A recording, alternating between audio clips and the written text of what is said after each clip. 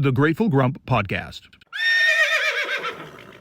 Hi, everybody. This is Dennis Wilkinson, the Grateful Grump on Substack. And we have a special guest today for our podcast. It's me. It's my wife, Mistin. And we are in one of our favorite spots, which is our garden. In the midst of beauty behind us, we are going to tell you about some of the greatest chaos in our marriage over the last 25 years. And honey, you've read a book recently. What was that book called? The Book of Longings by Sue Monk Kidd. This book tells the story of a young woman named Anna who happens upon Jesus. So it's set way back in Bible times, and she falls in love with him, which feels a little bit scandalous when we talk about being, the bride of Christ. But this is literally the bride of Christ. Bride of Christ. Yes. Yeah. So she marries him eventually Yep. through the Yep. story. And she's quite a character, and she's a writer. So through the whole story, she's trying to have a voice. But of course, in the first century or before, when the time of Jesus, women didn't have a place. And so she's constantly striving for that. And how Jesus relates to that is so profoundly healing, actually, to this woman's heart. You loved the book, read it twice. Loved it. I don't And- read books twice, but this one was Yeah. a do-over. I might even read it a third time. Yeah. There's so much beauty of Jesus in there. But also, So I read the book too, and I struggled to like it. And then we began to talk and evaluate, and it sort of gave us the opportunity to discuss probably the greatest struggle in our marriage. well, there's a line in the book that Dennis Oh, refers to right. called "The Terrible Need for My Own Life." Is that what it is? Yes. See, I don't remember whole lines of a book. I remember whole concepts of a book. Yeah. So Yeah, so the terrible need for my own life is the phrase that I focused in on. And then from that phrase, all of these conversations about the struggles of our own marriage have come to light. Mistin and I, coming out of conservative fundamentalist Christianity, where there's clear boundaries for a woman, and roles. and Yeah. roles. And so when we were married, we said, look, no, we're going to be equals. We're going to collaborate with our decisions. We're going to move forward with our decisions.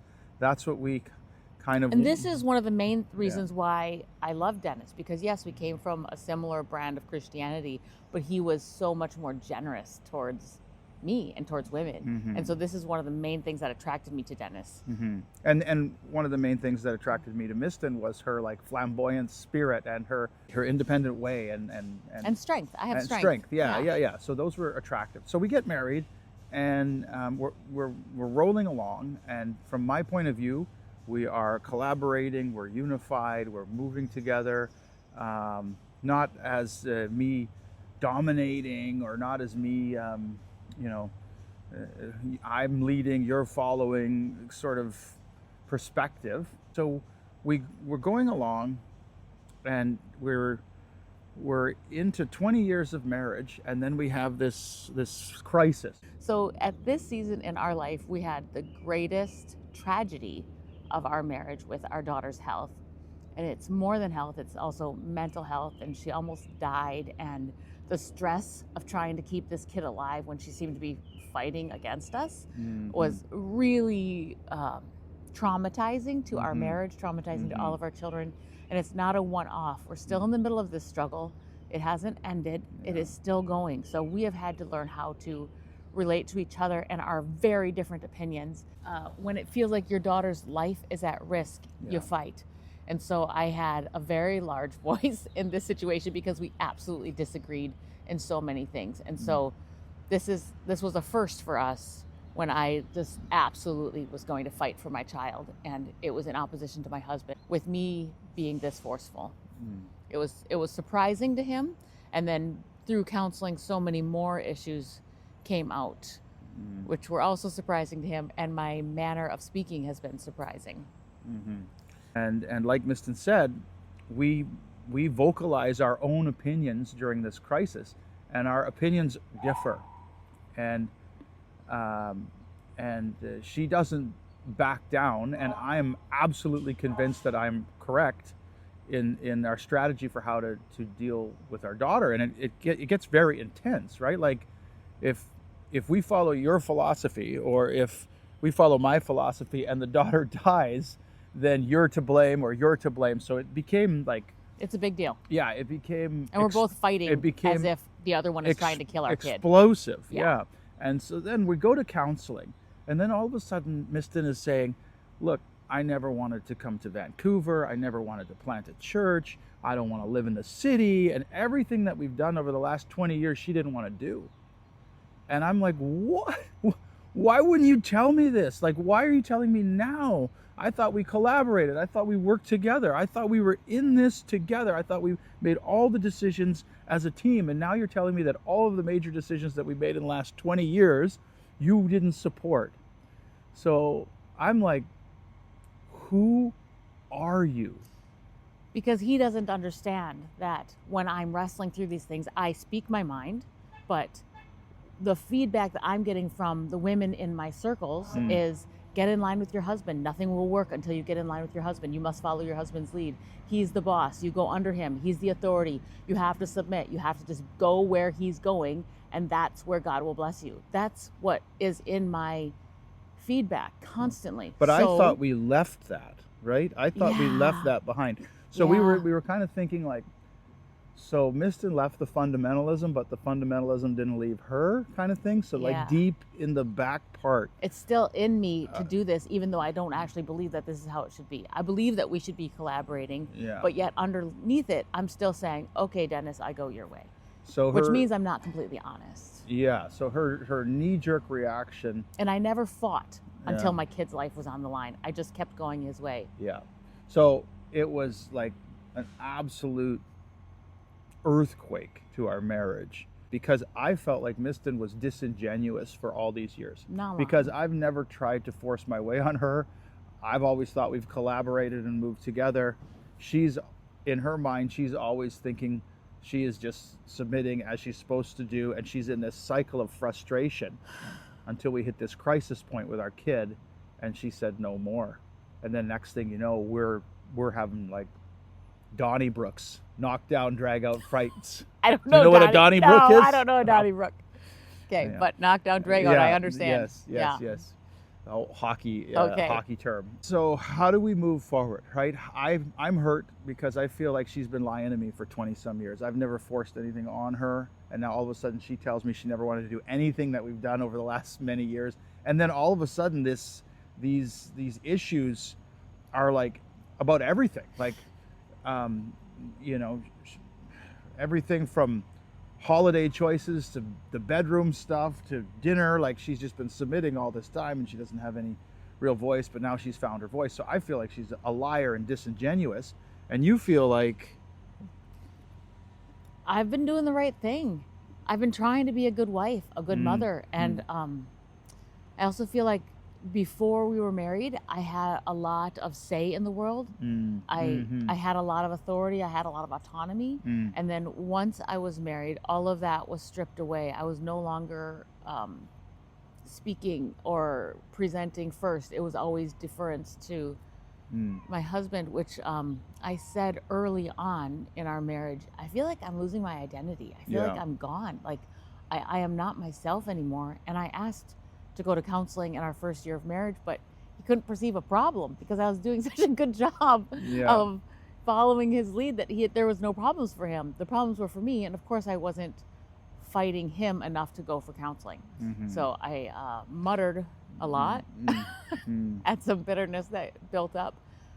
And I do remember you saying that you feel like you're living in my shadow, and I kind of was like, it's a nice shadow to live in. Like I don't understand. Like, you're what's free. your problem? Yeah, what's your problem? You're free to do whatever you want. Yeah.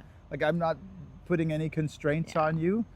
And so anyway, all of this came to such a terrible head that we thought the marriage was fracturing.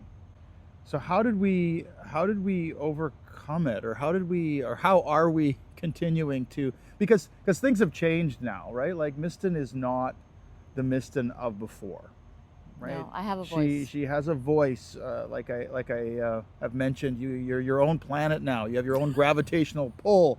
Mistin will not be someone's moon. That is the truth of the matter. And so she's very She's become sometimes very stubborn or very opinionated. And But I think he needed that. Our whole relationship. This is, I think, what a good helpmeet is supposed to be. Is the person who pushes back hard enough, not selfishly, but in all areas, to help work through life together. And so, on one hand, I've been a huge disservice to my husband for 25 years by not being the force that he was expecting me to be when we got married. not telling me how you're really feeling. Yeah, or not just about my feelings, but about all of life. We just went his way. It's not always been the right way because I wasn't pushing hard enough to fight and discuss it hard enough with him, which he could have taken. Like we could have done that, but in my own heart, I wasn't allowing myself to do that. So, I think like mutual submission is a hard concept for us, and so I guess for a long time you just naturally submitted to my point of view or my vision. Now you're not anymore, and now we need to learn how to like talk through things a little better and practice mutual submission, because in a relationship you don't always get your way. Right? No. And now your way has come to the forefront. My way is still there, and so there's fireworks sometimes, right? Yeah. Which is frustrating. Learning to work with that. Yeah, it's hard. So well, we're trying to understand each other. I think you keep saying we need to have a generosity of spirit. So being generous to each other, trying to understand, like even though we feel like we know each other so well, there's still more to learn. We're trying to have that generosity of spirit towards each other. And I'm trying to make sure that I value her opinions and her point of view and the direction she wants to go. Not always just assume that we should go in my direction or anything like that. And you're committed to being as truthful as you can, which is kind of a pain in the ass sometimes. And sometimes it's hard, but because it's not peaceful. But without truth at the center of a relationship, you don't really have one. So we have to be honest. So we have to share who we are and what we think. So one of the things that was presented to us in counseling, which is I want to talk about because it was so beautiful. He talked about how each of you is a garden, and here we are in this beautiful garden, and we've been cultivating our own little plot. We can maybe show you a picture of that later, but he said each of you is a garden, and you look over the fence at the other person's garden and say, oh, that's beautiful. Oh, that's beautiful. I like that. And then you sign on to do life together. But what often happens in a relationship is one person's garden starts to look like the other person's garden. And then that person looks over and says, that's not beautiful anymore. I see that all the time. It's the same as mine, because this one is losing their identity to the other one. But if we maintain our own garden, be our own person, we're still beautiful to the other one. And we can talk back and forth, and I can have this plant in my garden and you don't have to have it in your garden. We can be very different and appreciate each other. And so I feel like we're trying to maintain our own gardens. And at this point in life, I'm trying to be my own person, not just along with what Dennis is doing. And so I have my own interests and my own things that we're doing. And it's a little weird. We don't have this all figured out. Our lives are going in different paths now, which is odd. We've always done it together. And through the time we've been together, we've built something. We've had our ups and downs and a lot of downs more recently, but that's for we've sure. built this beautiful, what do you call it, a sacred history together. I don't want to lose that. I love Dennis. I think he loves me. I do. And so I do. So we don't want to lose what we have, and so we're figuring it out, and we're going to stay together, and we're going to keep working and building and hopefully growing even more beautiful gardens that have some branches going back and forth. And so here we are in the garden, sort of like a new day, springtime, everything's growing, and we're hoping that's what's happening with our relationship. 25 years in. 25 Let's years keep in. Going. We're signing up for 25 more, hey? I am. We move forward together with a spirit of generosity and mutual submission, and then hopefully we'll be all right. Hope so. Okay. Bye.